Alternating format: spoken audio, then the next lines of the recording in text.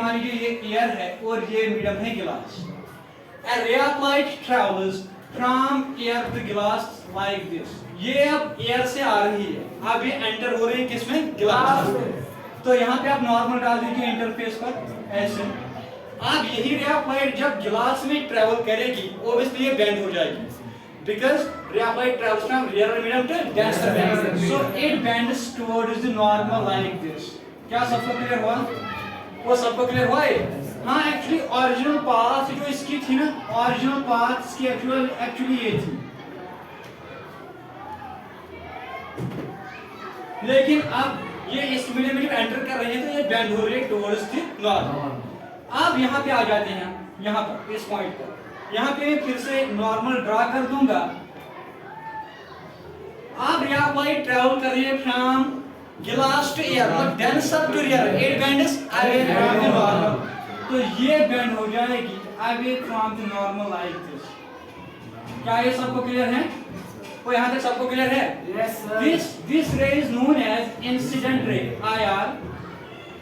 This ray is known as refracted ray RR, and this ray is known as emergent ray ER. क्या सबको clear हुआ? This is angle of incidence and this is angle of refraction. Let us suppose R. अगर ये I ये R तो ये भी R ही होगा यहाँ पर, बिकॉज अल्टरनेट इंटीरियर एंगल्स, ये R तो ये भी यहाँ पर R ही होगा। क्लियर?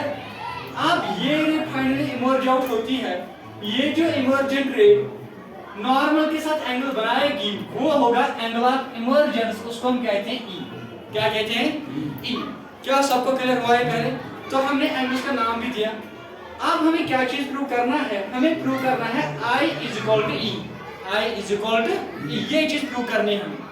इसके लिए सबसे पहली चीज आप अच्छे से फोकस करेगा, refractive index of glass with respect to air.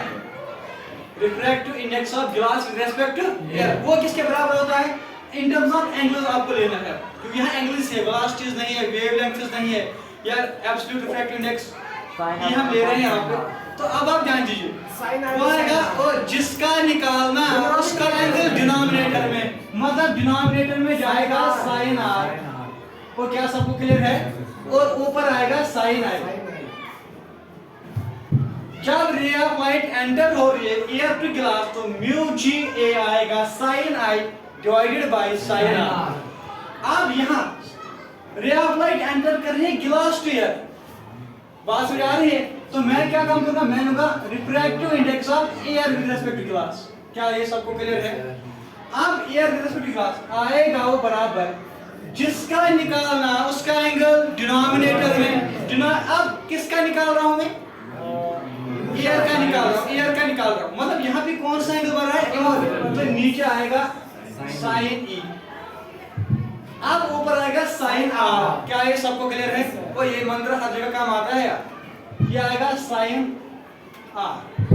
Late me call this first and let me call this second. अब हम क्या चीज काम करेंगे? Multiplying equation first and second. तो multiplying equation first and second we get, ध्यान दीजिएगा अच्छे से, हमें मिलेगा mu g a multiplied by mu a g. क्या सबको क्लियर हुआ? Is equal to sine i divided by sine r multiplied by sine r divided by sine ई। ओ ये और ये कैंसिल आउट।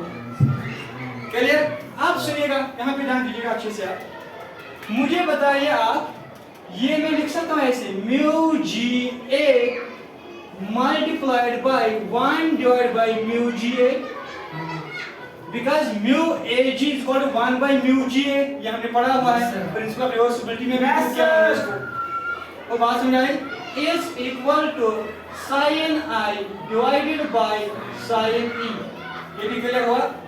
अब सुन, ये और ये कैंसिल, तो यहाँ पे क्या रहा? 1 क्या रहा? यहाँ रहा which implies ऐसे लिखूंगा मैं sin I divided by sin E is equal to 1। क्या क्लियर हुआ? हो ये मिस करो, ये मिस स्विच मल्टीप्लिकेशन, ये आएगा sin I is equal to sin E, sin cancel तो I आया E के बराबर। मतलब जो एंगल ऑफ इंसिडेंस है वो किसके बराबर है? एंगल ऑफ इमर्जेंस के। इसका मतलब क्या है? इसका मतलब है incident ray and emergent ray is parallel to each other, ये एक दूसरे के पैरेलल है। क्या है? अब पैरेलल तो है लेकिन इसने इसको अपने रास्ते से हटाया और इसकी पैरेलल डायरेक्शन में दूसरे रास्ते से भेजा। मतलब इसने इसको लेटरली डिस्प्लेस किया, साइडवेज शिफ्ट किया और इसके पैरेलल ही भेजा। So glass slab produces lateral displacement. क्या प्रोड्यूस कर रही है? तो ये लेटरली शिफ्ट करते हैं इसको, तो इसमें लेटरल डिस्प्लेसमेंट होती है। प्रिज्म प्रोड्यूस करेगा डिस्पर्शन, वो आगे पढ़ेंगे हम, लेकिन ग्लास स्लैब क्या प्रोड्यूस करती है? लेटरल डिस्प्लेसमेंट, यानी ये इसको अपनी पाथ से हटा के दूसरी पाथ को भेज, लेकिन पैरेलल टू दैट पाथ। तो glass slab produces lateral displacement. क्या सबको क्लियर हुआ है? तो लिख दीजिए आप